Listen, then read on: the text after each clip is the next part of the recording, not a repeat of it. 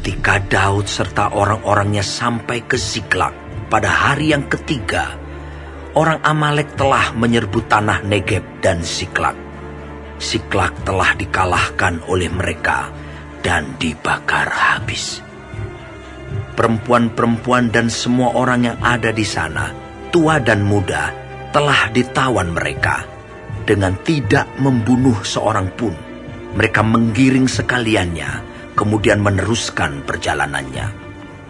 Ketika Daud dan orang-orangnya sampai ke kota itu, tampaklah kota itu terbakar habis, dan istri mereka serta anak mereka yang laki-laki dan perempuan telah ditawan. Lalu menangislah Daud dan rakyat yang bersama-sama dengan dia itu dengan nyaring, sampai mereka tidak kuat lagi menangis. Juga kedua istri Daud ditawan, yakni Ahinoam perempuan Yisrael, dan Abigail bekas istri Nabal orang Karmel itu. Dan Daud sangat terjepit karena rakyat mengatakan hendak melempari dia dengan batu. Seluruh rakyat itu telah pedih hati, masing-masing karena anaknya laki-laki dan perempuan. Tetapi Daud menguatkan kepercayaannya kepada Tuhan Allahnya. Lalu Daud memberi perintah kepada Imam Abiatar bin Ahimelech, "Bawalah efod itu kepadaku." Maka Abiatar membawa efod itu kepada Daud. Kemudian bertanyalah Daud kepada Tuhan, katanya, "Haruskah aku mengejar gerombolan itu? Akan dapatkah mereka kususul?" Dan ia berfirman kepadanya, "Kejarlah, sebab sesungguhnya engkau akan dapat menyusul mereka dan melepaskan para tawanan." Lalu pergilah Daud beserta ke-600 orang yang bersama-sama dengan dia, dan sampailah mereka ke sungai Besor. Sementara orang-orang yang mau tinggal di belakang berhenti di sana. Maka Daud melanjutkan pengejaran itu beserta 400 orang. 200 orang yang terlalu lelah untuk menyeberangi sungai Besor itu berhenti di sana. Kemudian mereka menemui seorang Mesir di padang, lalu membawanya kepada Daud. Mereka memberi dia roti, lalu makanlah ia. Kemudian mereka memberi dia minum air, dan memberikan kepadanya sepotong kue ara dan 2 buah kue kismis. Dan setelah dimakannya, ia segar kembali, sebab ia tidak makan dan minum selama 3 hari 3 malam. Kemudian bertanyalah Daud kepadanya, "Budak siapakah engkau? Dan dari manakah engkau?" Jawabnya, "Aku ini seorang pemuda Mesir, budak kepunyaan seorang Amalek. Tuanku meninggalkan aku karena 3 hari yang lalu aku jatuh sakit. Kami telah menyerbu tanah Negeb orang Kreti dan daerah Yehuda dan tanah Negeb Kaleb, dan Ziklag telah kami bakar habis." Daud bertanya kepadanya, "Dapatkah engkau menunjuk jalan kepadaku ke gerombolan itu?" Katanya, "Bersumpahlah kepadaku demi Allah, bahwa engkau tidak akan membunuh aku, dan tidak akan menyerahkan aku ke dalam tangan tuanku itu. Maka aku akan menunjuk jalan kepadamu ke gerombolan itu." Ia menunjuk jalan kepada Daud ke sana, dan tampaklah orang-orang itu berpencar-pencar di atas seluruh daerah itu, sambil makan, minum, dan mengadakan perayaan karena jarahan yang besar, yang telah dirampas mereka dari tanah orang Filistin dan dari tanah Yehuda. Dan pada keesokan harinya, Daud menghancurkan mereka dari pagi-pagi buta sampai matahari terbenam. Tidak ada seorang pun dari mereka yang lolos, kecuali 400 orang muda yang melarikan diri dengan menunggang unta. Daud melepaskan semua apa yang dirampas oleh orang Amalek itu. Juga kedua istrinya dapat dilepaskan Daud. Tidak ada yang hilang pada mereka, dari hal yang kecil sampai hal yang besar, sampai anak laki-laki dan anak perempuan, dan dari jarahan sampai segala sesuatu yang telah dirampas mereka. Semuanya itu dibawa Daud kembali. Daud mengambil segala kambing domba dan lembu. Semuanya itu digiring mereka di hadapannya, serta berkata, Inilah jarahan Daud. ketika Daud sampai kepada ke-200 orang yang telah terlalu lelah untuk mengikuti Daud, yang telah dibiarkannya tinggal di dekat sungai Besor, maka keluarlah orang-orang ini menyongsong Daud dan menyongsong rakyat yang bersama-sama dengan dia. Daud mendekati orang-orang itu dan memberi salam kepada mereka. Kemudian mulailah berbicara semua orang jahat dan orang dursila di antara orang-orang yang ikut pergi bersama-sama dengan Daud itu. Katanya, Karena mereka tidak ikut pergi bersama-sama dengan kita, janganlah kita berikan kepada mereka apa-apa dari jarahan yang kita selamatkan itu, kecuali kepada masing-masing mereka, istrinya dan anak-anaknya. Itu boleh mereka bawa, dan biarlah mereka pergi. tetapi Daud berkata, Janganlah kamu, saudara-saudaraku, berbuat demikian. Dengan apa yang diberikan Tuhan kepada kita, sebab Ia telah melindungi kita dan menyerahkan ke dalam tangan kita gerombolan yang menyerang kita. Siapa yang mau mendengarkan kamu dalam perkara ini? Sebab bagian orang yang tinggal di dekat barang-barang adalah sama seperti bagian orang yang pergi berperang. Itu akan dibagi sama-sama. dan demikianlah halnya sejak hari itu dan seterusnya. Hal itu ditentukannya menjadi ketetapan dan peraturan bagi orang Israel sampai sekarang. Ketika Daud sampai ke Ziklag, dikirimnyalah sebagian dari jarahan itu kepada para tua-tua di Yehuda, kepada teman-temannya dengan pesan, Inilah pemberian kepadamu dari jarahan yang dirampas dari musuh Tuhan. yakni kepada yang di Betel, kepada yang di Ramot di tanah selatan, kepada yang di Yatir, kepada yang di Aroer, kepada yang di Sifmot, kepada yang di Estemoa, kepada yang di Rachal, kepada yang di kota-kota orang Yerahmeel, kepada yang di kota-kota orang Keni, kepada yang di Horma, kepada yang di Bor Asan, kepada yang di Atah, kepada yang di Hebron, dan kepada segala tempat di mana Daud dengan orang-orangnya mengembara.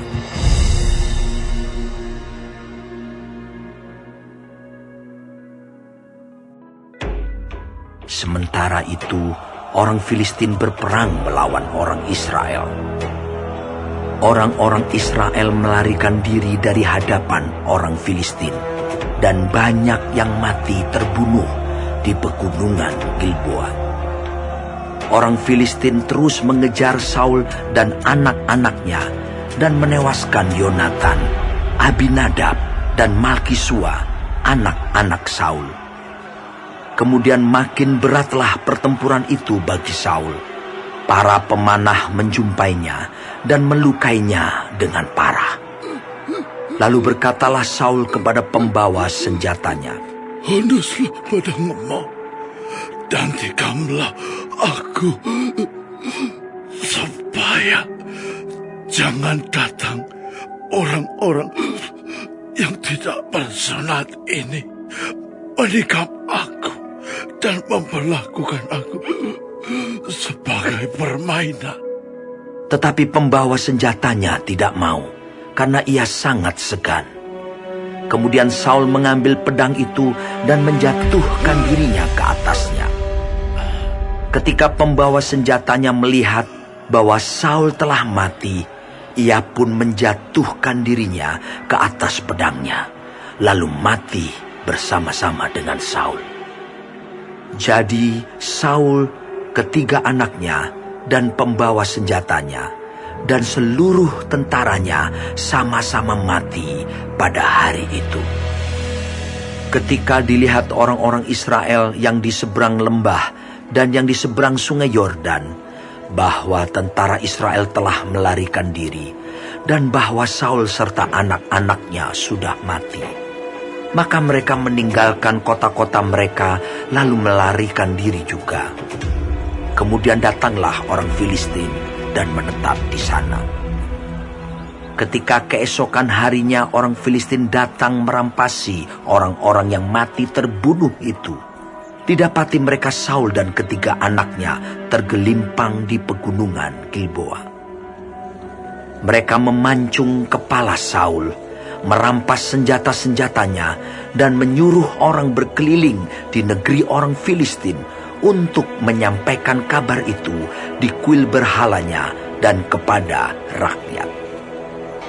Kemudian mereka menaruh senjata-senjata Saul di kuil Asitoret, dan mayatnya dipakukan mereka di tembok kota Bet-Sean. Ketika penduduk Yabes Gilead mendengar tentang apa yang telah dilakukan orang Filistin kepada Saul, maka bersiaplah segenap orang gagah perkasa.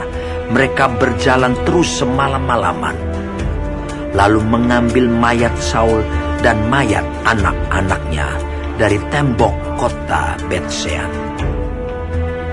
Kemudian pulanglah mereka ke Yabes dan membakar mayat-mayat itu di sana.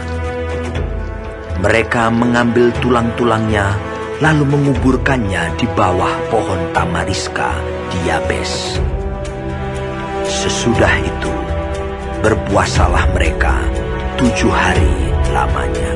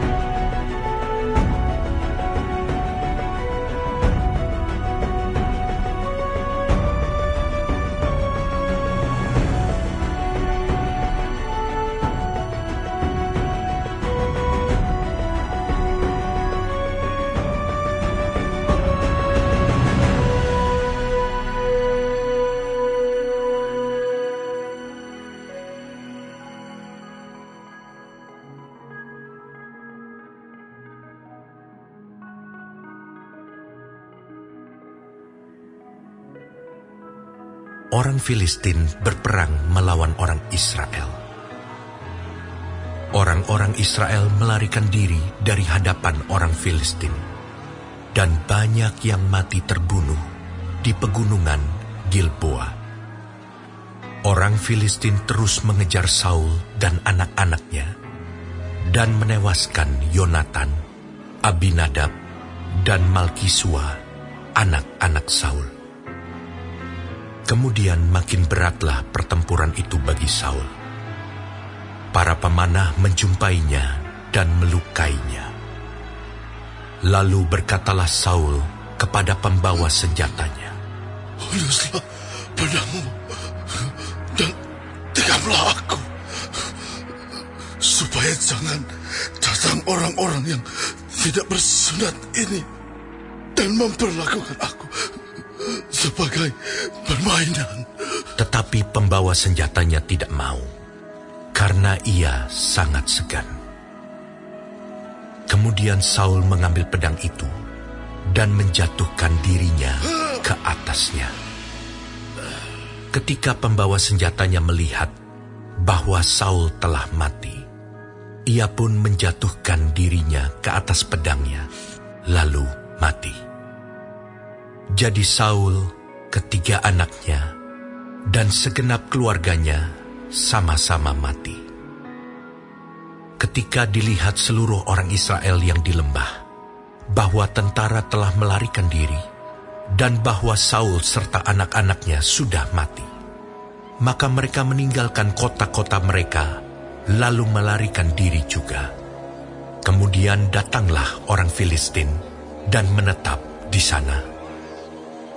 Ketika keesokan harinya, orang Filistin datang merampasi orang-orang yang mati terbunuh itu. Didapati mereka Saul dan anak-anaknya tergelimpang di pegunungan Gilboa. Mereka merampasinya dan mengambil kepala Saul dan senjata-senjatanya, lalu menyuruh orang berkeliling di negeri orang Filistin untuk menyampaikan kabar itu kepada berhala-berhala mereka dan kepada rakyat. Kemudian mereka menaruh senjata-senjata Saul di kuil Allah mereka, tetapi batu kepalanya dipakukan mereka di rumah Dagon. Ketika seluruh Yabes Gilead mendengar tentang segala yang telah dilakukan orang Filistin terhadap Saul, maka bersiaplah segenap orang gagah perkasa, lalu pergi mengambil mayat Saul dan mayat anak-anaknya. Mereka membawanya ke Yabes dan menguburkan tulang-tulang mereka di bawah pohon besar di Yabes. Sesudah itu berpuasalah mereka 7 hari lamanya. Demikianlah Saul mati karena perbuatannya yang tidak setia terhadap Tuhan. Oleh karena ia tidak berpegang pada firman Tuhan, dan juga karena ia telah meminta petunjuk dari arwah, dan tidak meminta petunjuk Tuhan. Sebab itu Tuhan membunuh dia, dan menyerahkan jabatan raja itu kepada Daud bin Isai.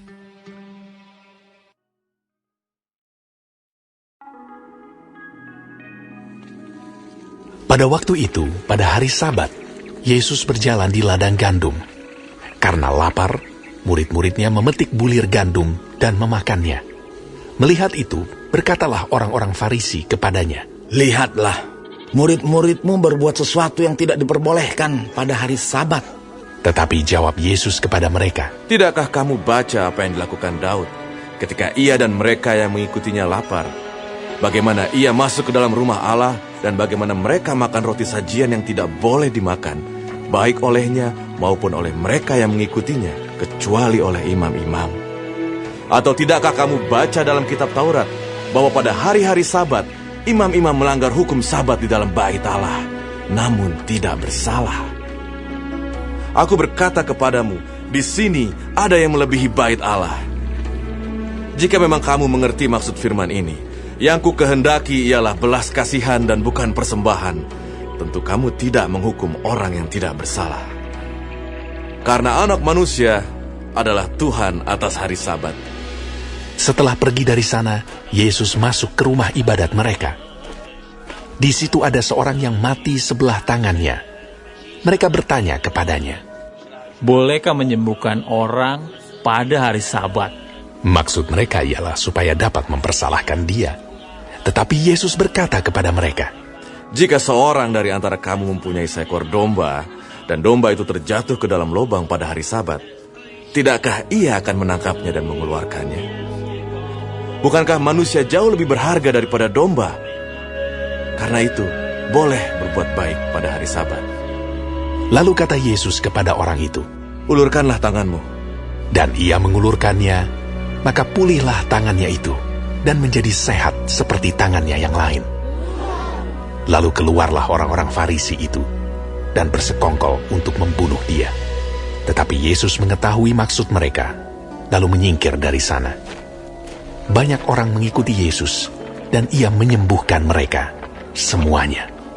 Ia dengan keras melarang mereka memberitahukan siapa dia, supaya genaplah firman yang disampaikan oleh Nabi Yesaya.